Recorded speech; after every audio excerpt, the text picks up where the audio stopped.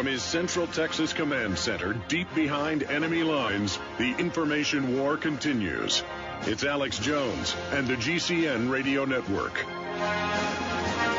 Well, Al Gore has introduced a global pledge for the young people going to the concert, loading on to the ships there at Wonderland. And we are joined by David Mayer de Rothschild. Al Gore, of course, is kicking off a string of global concerts this weekend on 7/7/7. And the man who's written the official book that is the accompaniment to this, meant for elementary grade school children, is David Mayer de Rothschild, born in 1978, a British adventurer, I love that title, an environmentalist who is the head of Adventure Ecology, an expedition group raising awareness about climate change. He is the youngest of the three children of Sir Evelyn de Rothschild of the Rothschild banking family of England. One of the arrows shooting out across the planet, invigorating everything. Mr. Rothschild, thank you for coming on the show with us today. Thank you for having me on the show. That's quite an introduction there. Thank you. Well, you bet. Now, tell us why you, one of the young, vibrant heirs of one of the main arms of the Rothschild family, the house, is embarking on this selfless mission to save the earth. It's a good question. I mean, I think for me it's about saying, this is the only issue that we should be contending with right now, because we only have one planet. This is our house. And without that, then all the other rooms in our house, which may be poverty or disease or conflict or whatever it may be, then we don't have those, because without a house, you have no rooms. And so I think for me, it's just, I realized I was involved in an expedition to cross Antarctica 4 years ago. I followed the same route that Roald Amundsen did to the South Pole, and then I kited across the continent. And during my 3 months on this Arctic landscape, I realized that, we were, having a huge effect on our fragile ecosystems as human beings, but also that it was us who was vulnerable should these systems collapse. It was our ability to live on this planet as we know it. So that's why I dedicated myself to making sure we get this issue out there. Now, I've got a new poll out here. The Maury poll shows that most people in the UK remain unconvinced about warnings that our climate is being affected by global warming. What is the science that proving that man-made global warming, A, is real, and B, will cause cataclysmic problems? I think there's the report you really need to be looking at was a report that was released at the beginning of the year by the IPCC, which is the Intergovernmental Panel on Climate Change. It's made up of 2,500 scientists from around the world, all in the field of climatic studies. These are the brains, basically. These are the guys who have been looking at this stuff for a very long time. They come together, they put this report together, and there was a unanimous decision made and put across in this report. Now, Mr. Rothschild, a whole bunch of people, hundreds of them, have gone public saying that they were included and asked their opinion in research, but that many of them never said that they agreed with man-made global warming or its causative effects. I think that if you read the report, they actually do. They come out and they say. No, they say their names were added falsely to that report. Are you aware of that global controversy? It's been in hundreds of newspapers. I think the fact of the matter is that this type of argument about whether global warming exists or not is just is a waste of time. I mean, the fact of the matter is we've got one planet. We're not doing, all our systems are in degradation. We can argue about who's causing what, but there's no denying that our systems are shifting. I mean, look at your country right now. You've got floods in Texas. You've got 126 degrees in Arizona. You've got fires. You've got systems in England. We've had a sixth of our annual rainfall in 24 hours. Well, there's always, hold on. I've read quite a few history books, even back at the time of Waterloo. When your family was so active, we've got all sorts of fires and storms and floods and things going on. I mean, witch doctors 5,000 years ago would point at an eclipse or point at a wildfire or point at a snowstorm and say, you better bring better offerings to my tent or I'll make the Ooga Boogas get you. I mean, really, isn't this just a organizing system to bring in global taxation and regulations? What is your solution to the global warming? warming. Is it not the global? Hold on. Is it not the global carbon tax, as Al Gore's called for? There's many things. I think what you have to realize is that being environmentally sensitive and making money aren't mutually exclusive. There's a lot of money to be made in addressing this issue. There's been a lot of waste in our systems. We've built all our systems on a theory of infinite resources. We know for a fact we have finite resources. We know that we're consuming more than we're putting back. We know that our systems won't be able to support us if we continue to consume at this level. And you can say that things are cyclical, but and that we've seen these weather systems before. But, this is the fact of the matter is that our CO2 levels today are higher than any other time in the last 650,000 years. Our civilization is being built around a system of stable weather systems and weather patterns. Our weather patterns are changing as fast as we, or faster What caused Pompeii, or what caused, famous hurricanes? Pompeii was a natural disaster, which was, of course it was. What do you think caused it? But see, that's my point. Is that what caused the divine wind, the kamikaze that blew away the Chinese fleet that was coming into Japan? But let me ask you a question, sir. What is the downside? Why don't you want to believe climate change exists? Well, number one, what's the downside? I'd like to tell you. I'd like to tell you. Number one, I read Professor Carol Quigley. I've read United Nations documents. I've researched the Council on Foreign Relations. I've researched the different think tanks and groups that your family funds, also the things that Prince Bernhard was pushing before he died. Now, of course, Prince Philip, head of the World Life Fund, where they say they want to exterminate 80% of us, where they want to bring in neo-feudalism and serfdom as a model to manage the planet, and that human beings are a scourge. And I know that Malthus, back in the 1790s, said, oh, wonderful, we're going to outstrip our resources and half the population will starve to death by 1950. This type of baloney, and it's always turned out to be a fraud. You try to organize society by claiming there's a crisis and that you're going to be the organizers. Then you invite all the business people in saying this is the new model. Jump on the big bandwagon now, and you're not dealing with cross-species chimera genetic engineering, which can destroy your house. I know you don't care about the population, but you better care about your own house of Rothschild. And I'm talking, and so what you do is you ignore all the real environmental crises, and then you bring in world government and world taxation so you guys can even rule us with an even greater hand. And I'm sick of it. I'm not your slave, Rothschild, and your scam's not going to work.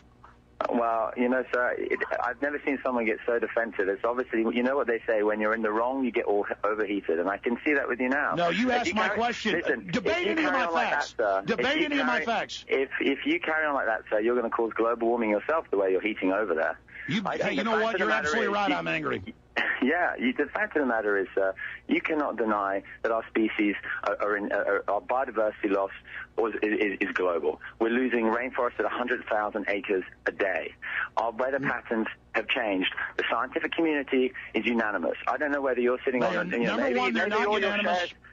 Listen, maybe your shares in the oil industry that you have in your back pocket there are helping to drive your radio station, and that's why you're a bit concerned about maybe your little taxation break. No, it came out. Wait a minute. Queen Beatrix. Well, let me finish. Have you got children? Have you got children? All right, just hold on a second, Lord Rothschild. Let me just say something here. Yes, I do. Yes, I do. I'm not a Playboy adventurer. What kind of planet do you think you're going to pass on to them? Well, let me answer your question, because you keep putting these questions out. I'm going to answer them right now. You bet I'm angry because I have. You didn't answer the last one. Let me finish. Let me finish. One I asked you didn't answer. I'm going to answer the question. You didn't answer my question. You're using a lawyer tactic of asking a question and then not letting me answer it, implying that I didn't answer it. Listen, I've been here. You didn't answer my questions about your family and others bankrolling modern eugenics under the guise of social of all these social Darwinism programs. Are you denying it? Yeah, of course I'm denying it. Okay, so you're saying Prince Philip didn't... I've got nothing to do with Prince Philip. The fact of the matter is this has got nothing to do with climate change, sir. I'm coming on here to say I've been to these places. I've seen this stuff. I've spent over 200 days in the Arctic. Let me tell you something. Have you ever been outside of Texas? Yes, I have been. Where have you been? I've been a lot of places. I know. I don't have an... Go ahead. There's your answer. What's your point? I think you still haven't even answered. Yeah, my point is that you guys are setting up global taxation, as Al Gore has said. It has nothing to do with the environment. I am concerned about cross-species genetic engineering. I am concerned about destroying old-growth forest. I am worried about those type of things. But you guys are gobbling up all the world's concern to just simply line your pockets and make kids read your book in schools and do all this. It's a business, just like you said, Rothschild. It's not. Do you think I make any money out of this? It's the same thing. It's the same thing your your money-changing ancestors did. They're in Germany, Red Shield, and I'm calling you out, Red Shield. We know it's a scam. Okay, well, listen, the funny thing is, if you think it's a scam, I think, then what I want to know is, where are you going to live when this planet collapses? Okay, where are you going to be when the next we got storm a break. hits you? I'm challenging you to hold over 3 minutes and to come back, and I'll answer the question about where I'm going to live and what I think about my family. Or are you afraid? Are you going to hang up, Red Shield?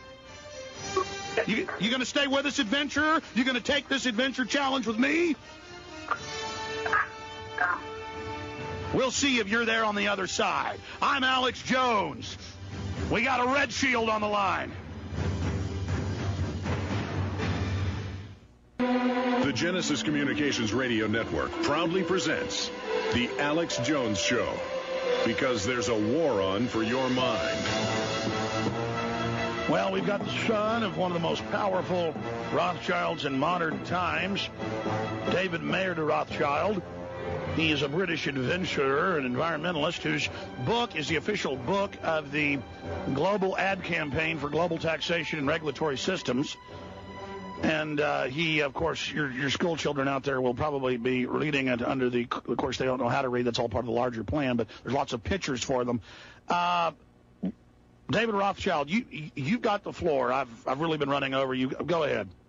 No, that's okay. I mean, I think when you say that it's all about tax, I think you have to look at all the other things which we're talking about. It's the recycling industry and the fact that there's the opportunities now is a $50 billion industry. And there's an opportunity there to create jobs. There's an opportunity to be environmentally friendly. There's an opportunity to, have a win-win situation where businesses continue to thrive. The old excuse of saying that to be environmentally friendly means that you have to cut back on opportunity is the kind of thing that your radio station would promote. I mean, the fact of the matter is that we're sitting here now, and I'm sorry if your oil shares that you have in your back pocket are funding this radio station and my phone call, and that you feel that you need to protect that. But the fact is we need to stop padding out your bottom line by incentivizing the fossil fuel subsidiaries and start putting more incentives into renewable energy research, because fossil fuels are going to run out. And I just want to know, if you don't believe in any of this, where are you going to be when it all kicks off? Sure. Have you got a bunker down there in Texas? Sure, actually I do. But let me be clear on this.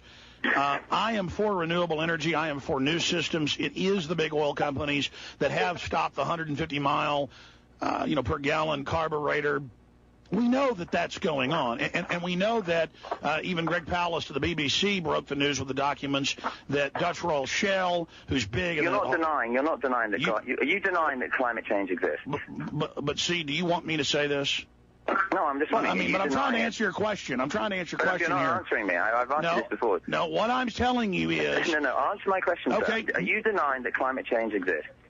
The UN's own report says that about 6%... No. I'm asking you. I'm not asking about the UN. You want to keep it very simple because you think my audience is dumbed down. No, I'm not telling your audience is dumbed down. I'm saying... Man-made climate change is not happening. Man-made climate change is not happening. It is not a large contributor to the overall solar cycle. It is not a large contributor to the... NASA says the sun's radiance is the brightest ever recorded, and that it is the sun, energizing the space particuli in the atmosphere, Rothschild, and you know that. It's called Milankovitch's cycle. There's 3 different types of cycles, and yes, you're correct. There is an amount of our climatic systems that is dictated by the solar activity. How much solar energy is allowed into our planet, driver. and where the solar energy lands on our planet. But what's happening is, by pumping out greenhouse gases, nitrous oxides, methane, CO2, by our consumption, we are thickening the atmosphere around our planet, which is trapping not only that additional solar energy that you're talking about, but also we're trapping in further greenhouse gases and further heat. Well, let's talk about carbon dioxide. Let me just ask you a question. Carbon dioxide dioxide, Al Gore's now been debunked by major scientists, by Channel 4. Let me just finish. Well, he says that CO2 goes up, then heat goes up. It's actually trailing between 200 and 600 years after. Carbon dioxide is what plants breathe. They then put out more oxygen, and major ice core studies, it's up on prisonplanet.com. Right now we have links to mainstream news. Major studies just came out showing that they also indicate that during the last period between the ice ages, 116 to 130,000 years ago, when temperatures were an average of 5 Celsius to 9 Fahrenheit now, the glaciers on Greenland did not completely melt away, reports Reuters. But the point is, right, if the scientific community is coming out, we know that carbon dioxide is directly relatable to the temperature, to the atmosphere on our planet, right, to the temperatures that are, we know that for a fact. No, we don't. Yeah, of course we do. That's why we live in this, our planet is livable in, because we have a certain amount of CO2, 285 parts per million, which was what it was. CO2 boost actually then leads to cooling. It was 285 parts per million pre-industrial levels. Since the dawn of the industrial age. It peaked in 1955. It's been dropping. And it hasn't been dropping. You're in denial, sir. You really are. I think it's. I don't know where you're reading your facts. You just said all the scientists unanimously agree. That's the biggest hoax I ever heard. Do you find your facts on this fact is a joke.com? Let me ask you a question. Where are you finding your facts Let me ask you. I've got BP's website? No, we've had tons. BP is behind the peak oil scam. Listen. BP is behind the peak oil scam. Listen, we have the documents. Listen, CO2 is at 385 parts per million. No scientist in the world will deny that. And if you find that, and you find a scientist who's denying that right now at 385 parts per million of CO2, then you email it to me. I'll have a look, and I'll come back on your show, and I'll tell readers that I was No, we're not saying that CO2 levels aren't elevated. What we're saying is CO2 elevated levels are good. No, they're not good. They're not good. Who tells you that CO2 is one of the reasons why our planet has a stable climate. The reason when we start to increase we've never had a stable climate. That's another hoax. Rothschild, we've got to break it now. If you want to check it out, you can. We'll be right back.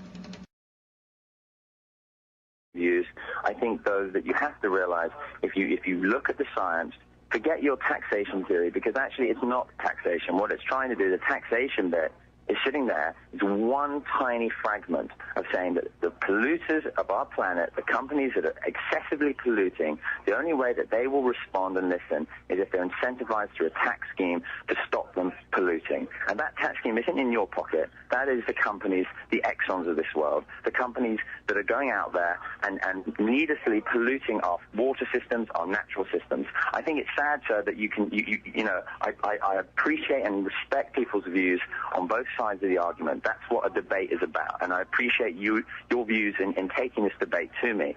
But I would also say that it's sad because what you're doing here is giving people a false sense of hope. Our planet is in a seriously bad way right now, and if we continue to put out this rhetoric which says this doesn't exist, which you are doing and you are promoting, then all it's going to do is delay the situation that is going to cause more problems for your children, for my children, and the future of this planet.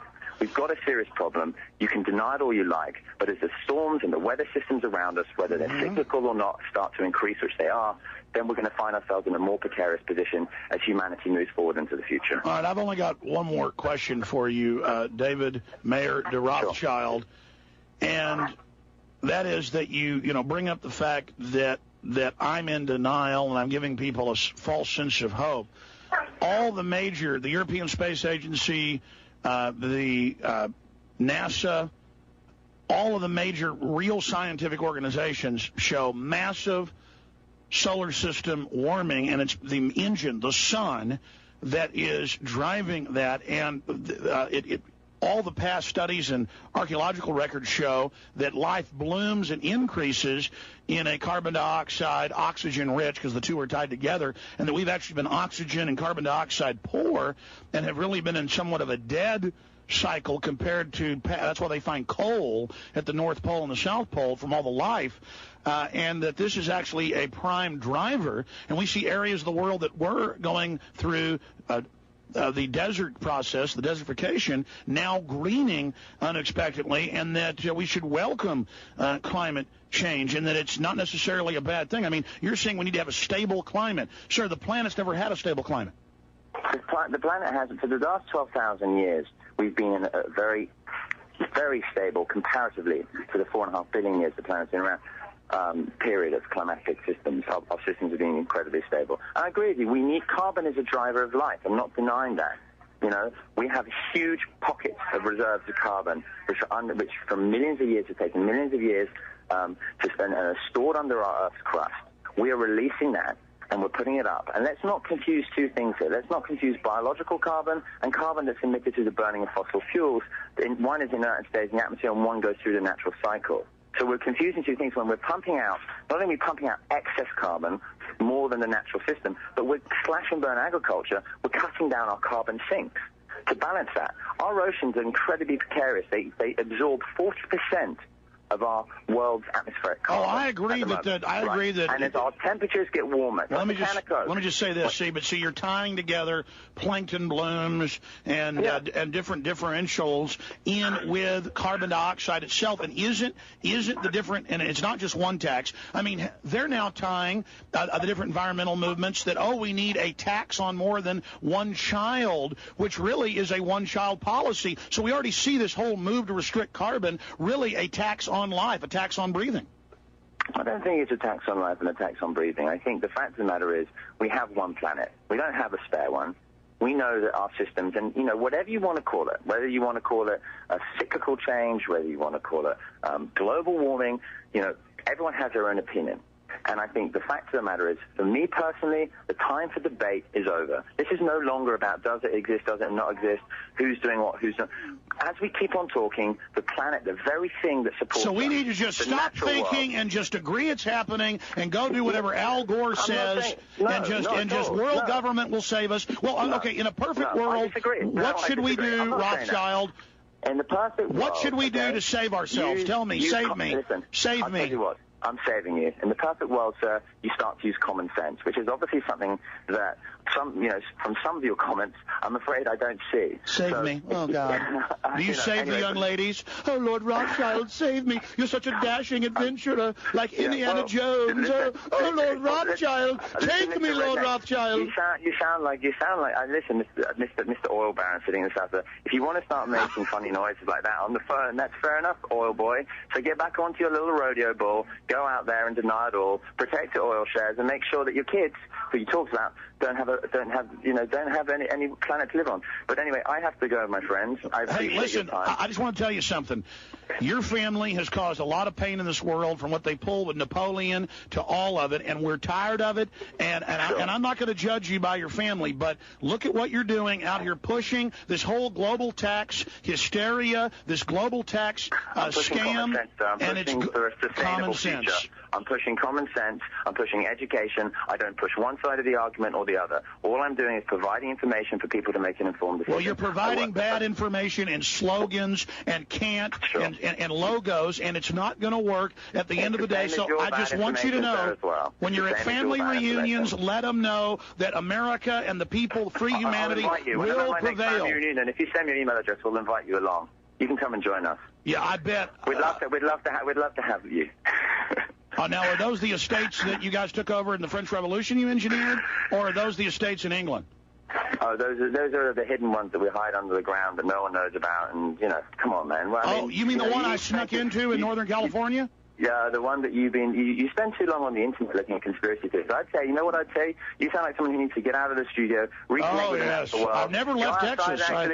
And go outside and reconnect with nature. See what you're missing. Well, Rothschild, let me just say this. You know, you also make these hayseed, comments about how we're a bunch of bumpkins and out here on our bulls in Texas. I never said anything about that. The implication was clear. An elitist implication. My words. There's no elitist implication. I spend a lot. I'm a farmer. I live off the land. I farm my own. I have my own cattle. I have my own. You are a farmer. I spend my time, and we are slaves on your plantation.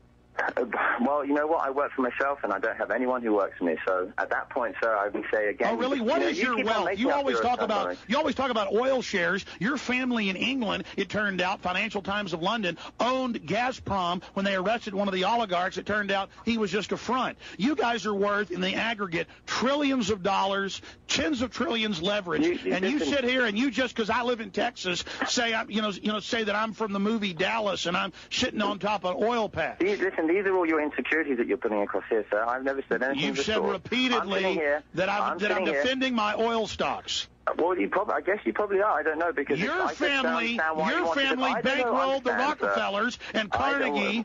And you guys own the Bank of England, and you issue the world fiat currency, and you're the guys that have got the third world nations on billion-dollar loans owing $40 billion at loan-sharking numbers. So don't try it, Rothschild. And then, I mean, again, you've obviously, like your climate facts, you're getting yourself into a confused situation, my friend. Yeah, I'm not confused. These are published facts, Rothschild. Well, like I said, email them to me. Let me have a look at your Are you facts. denying that N.M. Rothschild is not involved in the OECD and the Bank of International Settlements, the IMF, and the World Bank? Because we've had Joseph Stiglitz, chief economist, World Bank Nobel Prize winner, here on air to talk about it. Yeah, well, I'll listen into the show after I'm off the phone, sir.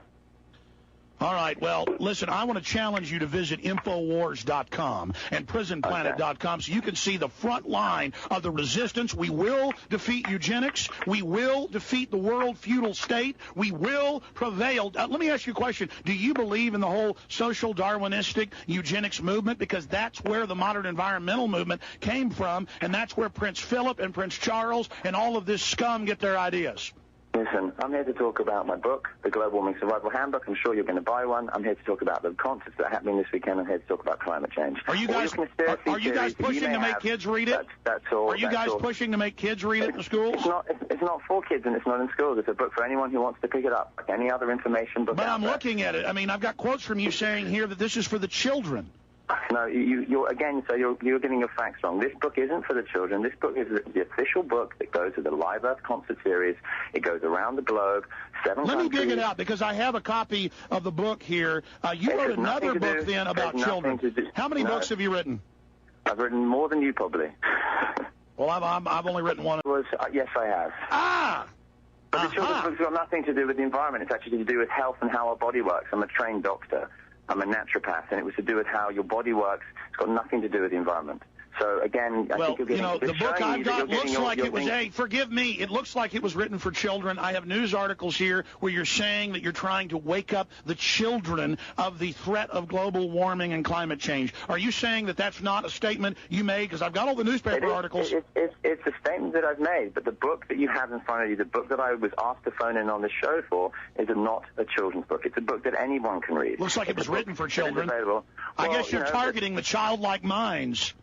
Well, I'm just targeting people who want to be interested and involved and arm themselves with information. Like I said before, thank you for having me on the show. It was meant to be a 10-minute talk. I appreciate your debate. I appreciate you taking the time to listen to me, and I hope you have a very good day. Lord Rothschild, you know that your house will fail in the end, and you know that, and I want to let you know that anyone who supports the New World Order in dehumanization is going to go to prison. You just need to know that. Sure. Okay, thank you very much. Take care, buddy. You can come visit me and bring me some food. Thanks, buddy. Bye. Bring you some food. There you go, ladies and gentlemen. Bring me some food. All right. Well, we had his lordship on for you. I mean, can you imagine having a bio out on yourself where you call yourself an adventurer? An adventure. He goes around playing the part of the hero, saving the world. And he sits there and he makes statement after statement after statement after statement, legions of false statements. Did you hear him say that Jupiter and Saturn are closer to the sun? By the way, that guy's smart. He was a good debater.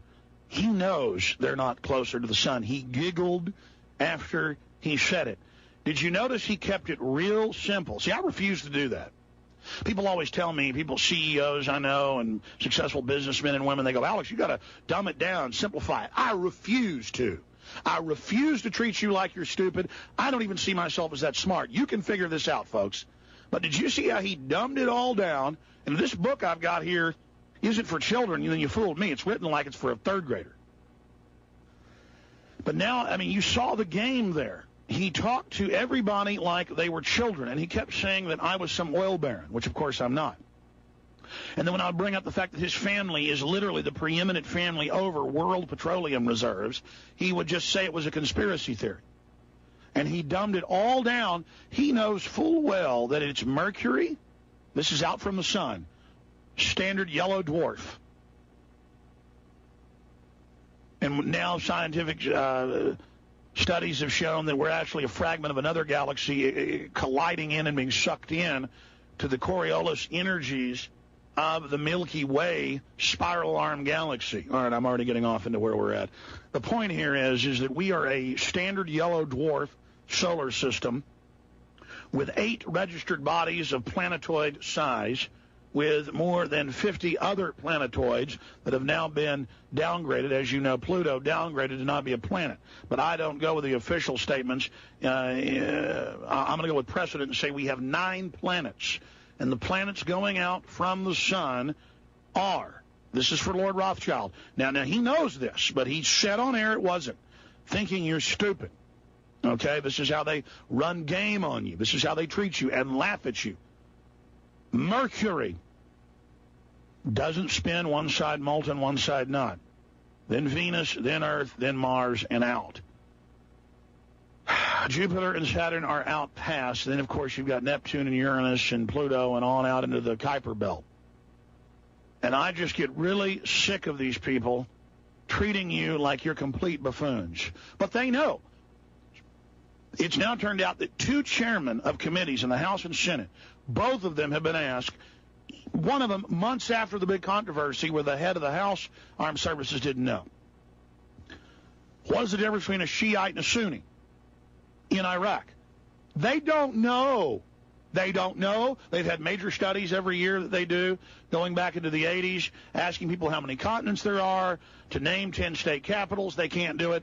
Over 80% of high school seniors a few years ago, I haven't seen the numbers lately, didn't know who the vice president was. Okay, Rothschild knows that, all right?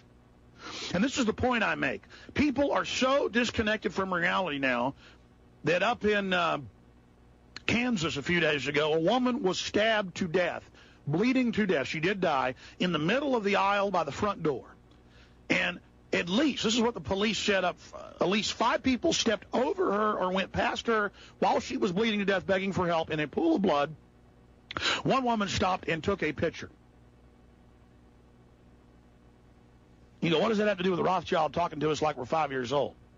They know you're totally disconnected, dreaming about satiating some animal lust, thinking how to act more powerful like a posing peacock with your neighbors instead of the bigger world around you. I mean, if you don't care about somebody bleeding to death or a cop run over in the street, then you don't care about yourself, and your neighbors don't care about you, and then you don't care about information, and so you are going to be totally enslaved, and you're going to have people treat you like fools and scam you. And that's why they'll say there's no North American Union when they are officially putting it into place right now. That's why they'll say amnesty is an amnesty when it is. That's why they'll talk to us like we are people with 65 IQs. Well, you know what? The people don't have 65 IQs. They got 100 IQs on average. And they're not stupid. They're just mesmerized and in a trance and focused in on, I mean, you know all about Jennifer Aniston and Brad Pitt and all this stuff that doesn't matter.